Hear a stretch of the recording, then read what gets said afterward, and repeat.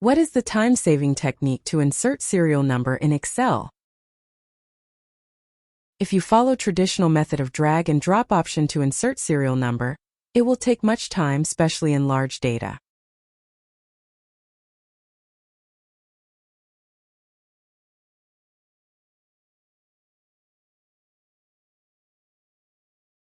Let me check how much more time it will take.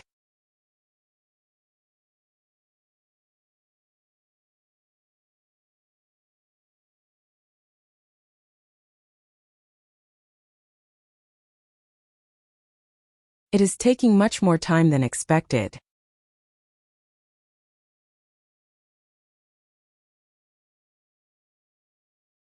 So what to do?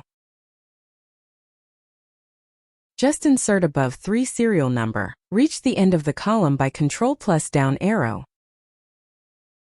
And press Shift plus Ctrl plus up arrow in the column and press Alt, H, F, I, and then press S, and press Enter.